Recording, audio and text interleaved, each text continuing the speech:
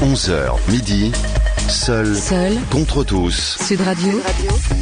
Kevin Michel. Bonjour à tous, vous êtes sur Sud Radio. Ce matin, dans Seul contre tous, on va parler des fraudes à l'assurance maladie qui ont bondi de 17% en 2014. Évidemment, tout le monde ou presque s'est empressé de dire qu'il s'agissait là d'un nouveau record, qu'il fallait davantage de contrôle et des pénalités plus importantes pour les Français. Ce qu'on oublie de préciser en revanche, c'est que ce sont les professionnels de santé qui ont le plus triché durant l'année 2014. Et puis, parler de record, ça fait quand même vendre du papier, mais ces 196 millions de fraudes ne représentent qu'un petit pourcent des dépenses de santé. C'est dérisoire. Alors moi, je suis d'accord pour sanctionner ceux qui trichent, mais à force de contrôler tout le monde, eh bien, chaque Français est soupçonné et ça, ce n'est pas acceptable à mon sens. On est avec Daniel Paguet-Soraille, président de l'Union nationale des professionnels de santé et président de la Fédération française des masseurs, kinésithérapeutes et rééducateurs. Oui, bonjour, merci d'avoir invité un représentant des professionnels de santé dans votre émission. Alors, d'abord, je dirais en préliminaire que aucun représentant des professionnels de santé ne peut cautionner une quelconque fraude à l'assurance maladie. Je suis tout à fait d'accord avec madame la députée. Non seulement on peut pas cautionner, mais je dirais qu'en plus on condamne fermement toutes les fraudes qui sont avérées. Tout simplement, pourquoi ? Parce que c'est du vol, c'est du vol d'une partie des cotisations payées par les Français, et ça c'est totalement inadmissible. Alors effectivement, après, je partage aussi l'opinion de madame la députée. Si les fraudes détectées augmentent, je pense que c'est tout simplement parce que l'assurance maladie met en place depuis plusieurs années des systèmes notamment en ce moment et dernièrement, de croisement de fichiers qui lui permettent de trouver davantage de fraudes. Je pense qu'après on pourra peut-être détailler ce que ces 200 millions représentent. Oui, bien sûr, on le détaillera un petit peu plus tard. Ce que vous nous avez dit, ce n'est pas 1% du montant des dépenses, mais 1 pour 1000, puisque les dépenses se montent à 200 milliards d'euros par rapport aux 200 millions de fraudes. Toujours est-il que c'est dérisoire. 1 pour 1000 est totalement inadmissible. Donc on fait beaucoup de bruit pour rien finalement, Daniel Paguet-Soraille, vous en conviendrez. C'est pas grand-chose. On fait alors ce qui attire mon attention. C'est pas grand-chose. 200 millions, c'est très important. L'assurance maladie a chaque année des déficits qui augmentent. Il faut combattre ces fraudes. Et on ne peut pas laisser les gens frauder. Oui, mais Daniel Paguet-Soraille, moi, ce qui m'interpelle dans tout ça, si vous voulez, c'est que comme à chaque fois, on s'empresse de pointer du doigt les assurés en disant que les gens trichent, etc., alors que ces assurés ne représentent que 20% des 196 millions. Ce sont les derniers à frauder. Tout à fait, mais je vous dis bien que toutes les fraudes, pour nous, sont inadmissibles, y compris celles des professionnels de santé, et puisque ce sont eux qui apparemment fraudent le plus, d'après les chiffres, eh bien oui, nous condamnons ces fraudes. Daniel Paguet-Soraille, à eux seuls, les professionnels de santé ont fraudé à hauteur de 73 millions d'euros.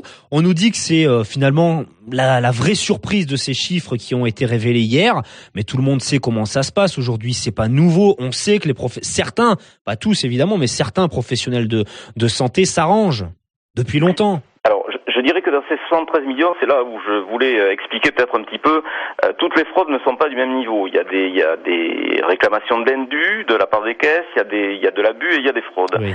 Et on met tout ça ensemble pour arriver à ce chiffre de 74 millions. Il faut savoir qu'aujourd'hui, les professionnels de santé, on peut leur réclamer par exemple des indus parce qu'ils ont facturé des frais de déplacement. Alors je vais parler pour les kinés parce que c'est la profession que je connais le mieux.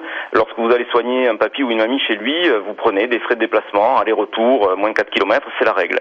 Sauf que si entre-temps, un confrère s'est installé sans que vous le sachiez, entre vous et le patient, l'assurance maladie applique la règle qui est la règle pour tout le monde, c'est qu'elle ne rembourse qu'au plus près. Par rapport au professionnel le plus près. Oui, précisons Daniel Paguet-Soraille d'ailleurs concernant ces sommes indûment perçues que sur les 10 dernières années, l'assurance maladie a remis la main sur 1,5 milliard quasiment d'euros sur ces sommes indues et que 2600 fraudeurs ont été condamnés à de la prison quand même. Oui, mais alors justement, entre le praticien qui va facturer ses kilomètres et qui, au bout de 3 ans, va se voir réclamer par la caisse, comme c'est arrivé à des confrères pas très loin de chez moi, à qui on a réclamé 30 000 euros, parce que la caisse, au bout de 3 ans, leur a dit, ah, mais attendez, vous avez un confrère qui s'est installé entre vous et votre patient, et donc vous ne pouvez pas facturer. Et le praticien qui va facturer des actes qu'il n'a pas fait, moi je fais quand même une petite différence. Un, c'est une fraude, l'autre c'est un indu, c'est une erreur. Moi quand je vois que certains professionnels vont jusqu'à ne pas effectuer les visites, qu'ils remplissent eux-mêmes les ordonnances et les feuilles de soins, qu'ils les signent et qu'ils font en quelque sorte qu'ils vont soigner un malade imaginaire quelque part. Moi, je trouve ça beaucoup plus choquant. Je suis comme Madame la députée, je ne peux pas vous laisser dire ça. Un professionnel de santé, et on est quand même 400 000 professionnels en France, et certes, je redis qu'il est absolument inadmissible de frauder, et je vois les chiffres, 2600 fraudeurs sur 10 ans ont été condamnés à faire de la prison. Est-ce que c'est la faute du système ? Je dirais tant mieux pour eux, s'ils ont fraudé, ils ont fait de la prison, c'est normal. Daniel Pagé-Soraille, est-ce que c'est la faute du système aussi quelque part ? Il y a des failles, on le voit. Pas du tout. Quel que soit le système, quelle que soit la corporation, quel que soit le système pour mettre en place, malheureusement, il y a toujours une petite proportion de fraudeurs, où que ce soit, dans n'importe quelle corporation. Et ces gens-là, il faut les traquer, parce que là, ces gens-là volent les cotisations payées par les Français, je le redis, et ça, c'est inadmissible. Donc, effectivement, il y a des fraudeurs chez les professionnels de santé, il y a des fraudeurs chez les assurés. Il faut combattre toutes les fraudes. Daniel Pagé-Soraille, je vous donne un autre exemple. En deuxième position du classement de ces fraudes, on retrouve les établissements de santé qui ont détourné à eux seuls près de 53 millions d'euros l'année dernière. J'ai presque envie de dire effectivement qu'on donne le bâton pour se faire battre. Pourquoi ? Parce que depuis 2004, l'assurance maladie, elle ne donne plus une dotation globale aux hôpitaux, mais une dotation selon les actes effectués. Alors, je vous donne un exemple. L'idée, c'est évidemment de récupérer un maximum d'argent pour l'hôpital en question. Un médecin hospitalier expliquait hier, par exemple, que lorsqu'un patient est hospitalisé après un AVC, il vaut mieux déclarer une paralysie flasque plutôt qu'un AVC. Pourquoi ? Parce que l'acte est plus rémunérateur. On pointe du doigt les failles du système précisément, Daniel Pagé-Soraille, sur ce sujet. Quel que soit le système, je vous le redis, il y aura des fraudeurs. Donc l'assurance maladie s'est dotée d'un système informatique de plus en plus puissant, il croise des fichiers, il y a un département spécialisé pour la recherche des fraudes avec Monsieur Felder à sa tête qu'on connaît bien parce qu'on travaille avec lui, justement pour améliorer ce système-là. Il y a un contrôle médical qui a tout pouvoir pour contrôler, parce que jusqu'à présent vos auditeurs parlent beaucoup d'arrêts de travail intempestifs, mais ça c'est pas de la fraude. Le médecin, s'il prescrit des arrêts de travail à tort, il y a un contrôle médical qui doit vérifier si cet acte a été prescrit. En tout cas, moi, je peux vous dire que je me pose des questions, Daniel Pagé-Soraille, sur certains généralistes, parce qu'effectivement, moi, j'ai des personnes dans mon entourage aussi qui sont arrêtées, qui s'arrêtent pendant 3 mois, qui reprennent le boulot pendant 2 semaines, qui sont de nouveau arrêtés 2 mois. C'est quand même assez incroyable, ça, aujourd'hui. Et il faut pas me dire que c'est une minorité de médecins. Vous n'êtes pas médecin, donc vous n'êtes pas en capacité de juger si l'arrêt de travail qu'a prescrit le médecin était utile ou pas. Il y a des gens qui sont très très malades, en tout cas. Moi, je peux écoutez, malheureusement, oui, il y a des gens très très malades, on en voit tous les jours. Non, mais quand je vous dis ça, Daniel Pagé-Soraille. Si le médecin du contrôle médical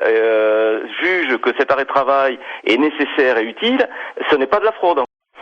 Moi, vous savez, si on veut que l'assurance maladie retrouve quelques financements, entre autres, il faut lutter contre la fraude. Et si les gens se sentent honnêtes, il n'y a aucune raison de ne pas vouloir être contrôlés. Oui, mais en attendant, sur la route, les gens refusent d'être contrôlés dans les voitures. Oui, mais Daniel Pagé-Soraille, moi, je préfère être contrôlé parce que j'ai rien à cacher que de ne pas contrôler les gens et qu'on laisse passer des terroristes avec des bombes dans les voitures. Sauf que là, Daniel Pagé-Soraille, l'assurance maladie, c'est la même chose.